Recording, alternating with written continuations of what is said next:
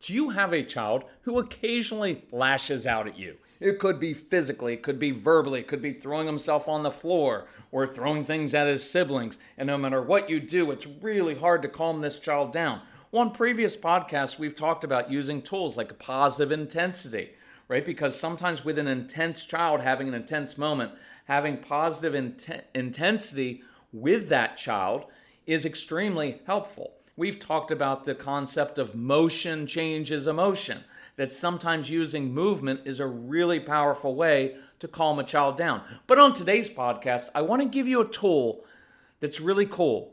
And I didn't mean to rhyme with that because it's kind of hokey, but it's a tool that I believe will really help you in many different areas of your life. We're also going to talk about those times where, does this ever happen to you, where you end up in a big argument with your spouse and you have no idea how it even began and how you got there? Because all of this is interrelated. You know why? Because it's all about relationships. So that's what we're going to talk about on this episode of the Calm Parenting Podcast. So welcome. This is Kirk Martin, founder of Celebrate Calm. You can find us at Celebrate Calm. We appreciate you sharing this podcast with others and reviewing it so that other people find it a little bit more easily. If you need help with anything in your family, reach out to our strong-willed son, who used to lash out quite a bit. But I want to say something about my son because everybody hears like, oh, strong-willed child, he's the reason you have Celebrate Calm. Of course he is, but you know what the real reason is? Because I changed myself, because I thought that everything was his issue. And our family only changed when I realized that I was escalating situations all the time and that I played a role, I played a part in every different situation. And when I finally stopped saying, well, if my son, if my wife would just start doing X, right? Because when you do that, you're now placing power over your emotions and your attitude and your behavior into another person's hands, and you have relinquished power over your own choices. But when I finally started to realize the only person in life that I can control is myself, and the quickest way to change my son's behavior and other people's behavior is not to control them, but to control myself, then everything changed, and that is extremely liberating. And Casey gets that, so reach out to him, Casey, C-A-S-E-Y, at celebratecalm.com. Tell him about your family, and we will respond to you personally and help you. If you need help with our resources, ask Casey. He'll put together a custom bundle based on your needs within your budget. Hopefully in July, you don't need any help even with your budget, because we have slashed our prices because we're doing a Christmas in July sale for two reasons. One, because I feel like it, because I love Christmas, and why not do it twice a year? And because we're getting so much positive feedback from this, we continue to do that. And so we want to get our resources in your hands. So go to the website, you'll see Christmas in July sale, reach out to Casey. So here's the situation. I'm going to tie in a couple different things. And this was last week. My wife came to me and expressed a point of view about a situation in our family. And she did it kind of passionately. But I didn't agree with it. And so I responded with a different opinion. And she got really upset. And it kind of threw me off because I've gotten a lot better at this stuff. And I'm like, doing okay with this stuff. And all of a sudden, it's like she was really upset. And the conversation began to devolve. And I noticed my pattern. See, I have a couple patterns. One of my patterns is to try to control things. So that's when I would steamroll and I try to like prove my point. And then the other pattern that I learned very quickly in my childhood was to run away from any conflict. Because in my mind, when I was a kid and my dad was yelling at my mom and doing other things that were very, very hurtful, I hid and I ran. And so I'm only learning as I get older to actually enter in and to handle conflict in positive ways. So a little bit later, I realized what had gone wrong. And here's the thing. My wife had not done anything wrong, and neither had I. And this is hard for us, but it's not always about who's wrong and who's right. It's not always about wrong and right. I got an email from a guy, and here's what he said, and I think a lot of you can relate to this, especially those of you who are very project managers, process people, people who are computer engineers, software people. And here's what he said. I'm a computer engineer. So in my brain, everything is either right, wrong, on, off, 1, 0. So the gray part of relationships is very, very hard for me. And I will just tell you that with strong-willed kids especially, and strong-willed spouses and parents, The gray area is where situations either escalate into explosions or they get resolved. The gray area is where relationships are built or where they just get destroyed or just slowly drift apart. And the reason that my wife got upset is because she didn't feel heard. Now, I know that's a buzzword, like, oh, I didn't feel heard, I didn't get feel heard. It is a very important thing, and it's real. I guarantee you, if you go to a social gathering, and if at the end of the night, one of the things that will determine whether you had a good night or not a good night is whether you feel like other people actually listened to you, found what you were talking about interesting or valid. Because if they didn't, you will walk away from that thinking, oh, those people didn't care about me. They weren't interested in me, right? It is important. See, when she came and shared her opinion with me, I immediately countered her argument without first acknowledging that her viewpoint was legitimate. I was too busy in my brain wanting to make my point that I didn't hear hers. And we do that with our kids and other people all the time. And what I realized is I should have said this first. Honey, what you are saying is legitimate and valid. And I don't agree fully, but you make valid points that I respect. See, that would have made her feel heard. That would have made her feel respected. And respect is a very deep thing that you can feel from other people, or disrespect you can feel from people from a mile away. See, if I had done that, you know what you're saying is legitimate and valid. Stopping right there is, instead of me jumping in, needing right away to prove my point, because we do that with our kids also, because we get all freaked out. Our anxiety kicks in and our control issues kick in. And as soon as they're talking, we're like, oh, no, I'm going to shut that down right away. But if I would have just said what you're saying is legitimate and valid, if I would have asked her a couple follow-up questions, that would have been even better, because that would have shown her that I was interested in understanding what she was saying even more fully, even more, right? But I didn't do that.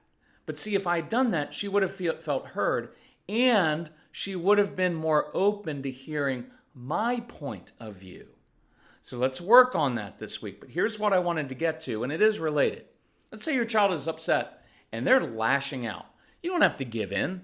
We've talked about in other podcasts and the newsletters a dozen different ways to calm your child. That's partly why I want people listening to the Calm Parenting Package and to our programs, is because in any given situation there, I can go through 5, 8, 10, 12 different variations of responses based on the situation. So I can give you a fuller view than I do in one podcast. But sometimes we jump right in because we want to fix the situation, because we're not comfortable with the conflict, we're not comfortable with the gray areas, and so we're like, oh, I'm just going to fix this right away. But we don't pause long enough to get to the root of the issue. Now, sometimes, not always, the child's lashing out because what they're really saying is, you're not listening to me. I'm trying to tell you this. I don't always know how to do it the right way, and nothing's working. So you know what happens with little kids? Those little hands get balled up into fists, and they just start lashing out. Because I don't know what else to say, and so now I'm so frustrated, right? I want you, next time that is happening in your home, whether it's a little kid or it's a teenager who's lashing out in different ways, I want this to trigger in your brain. Maybe they're so frustrated because they've tried to tell me and I haven't listened, and now they have no other recourse, so they're just flailing away. It's not always the case, but sometimes it is. And we've talked about giving your child positive intensity, acknowledging why they are upset. See, that's what relates to what I needed to do it with my wife, of acknowledging your point's valid. You don't have to agree with your child. You don't have to give in to them at all. But here's the tool I wanted to share for this week to work on. And I want you to try this the next few times your kids are what we would call emotionally on fire, and you have to put out that emotional fire. By the way, you know that talking talking through things doesn't usually work. It makes them more upset. But in this, your tone is even. Matter of fact, it's flat. It almost sounds disinterested, which is really hard for some of you. But if your child's lashing out, and I may go right to this. Hey, I could really use your help doing X. Could you show me how to do that? I was thinking about how much you enjoy playing, building, tinkering with things, and yet I don't even know anything about it. Hey, when you're ready, could you teach me or show me how to do that? Right? Pick an area, something they enjoy doing, something they're good at doing, an area of strength for them, kind of their go-to, because a lot of your kids, it's doing things with their hands. And so what I'm doing is saying, I'm giving them, see if this makes sense. Because I did this with hundreds of kids in our home, and some of this stuff I just lucked into it, right? Because I was like, nothing else is working. And here's why it does work. When your kids are emotionally upset, their world feels out of control. It sounds like this. I don't feel like I have any control or any power over this situation or myself. And you tell me to calm down, but I don't know how to calm down. So I lash out in frustration. And I know I'll regret it later since I know I'm going to get in trouble, but it's all I know to do, right? But when you ask your child to teach you something or show you something, right? Maybe it's something that they're building, that they're doing with their hands. Maybe it's something that you're just interested in with their video games, or even a TikTok video, which I hate, right? Maybe it's them teaching you about some new app on your phone, right? I don't care. But when you ask your child to teach or show you something, you're no longer fixing them. You're no longer trying to stop or control their behavior, because your kids are smart and they'll pick up on those things, and they know when you're only trying to manipulate them in a sense. See, that often causes your kids to resist more because you're trying to fix or stop them. Instead, you're now giving your child a feeling of control, of ownership, and that's really settling, because here's what they're thinking and feeling inside. I may not be able to control my emotions right now, but I do feel in control of myself when I'm doing this. Little kids, it could be coloring. It could be building with Legos. It could be doing something a little bit more advanced as they get older. It could be doing something physical. Maybe your kids are really good at doing handstands, or jumping upside down on, or doing somersaults on a trampoline, or doing something else. It doesn't matter, but it gives them something they're in control of in the moment. And I'll give you a bonus idea. This is on the No BS program. If you get the Get Everything package, it comes with it. But you'll hear one of the best ways for parents to bond with their kids, and especially dads who've been at odds with a strong-willed child, is to ask your child to teach you something. It will change that entire dynamic, and it makes your child feel heard, understood, important, and in the moment when they're upset, it gives them a feeling of, oh, that situation was out of control, and I said and did some really horrible things, but I'm really good at doing this. And now my mom or dad is sitting here, and they're complimenting me, and they're showing that they're really interested, and I know I'm really good at this, and my brother or sister may not be as good as I am at this, and finally someone's paying attention to the good things that I'm doing, instead of just picking out all the times I get upset, all the times I misbehave. See, it's a really beautiful thing. It's a very beautiful thing that happens inside of your child. And now that lashing out thing that usually results in you yelling, or them getting sent to their room and losing all their stuff and continuing to feel horrible about themselves and reinforcing their shame. Instead, you've now taught them a way to calm down.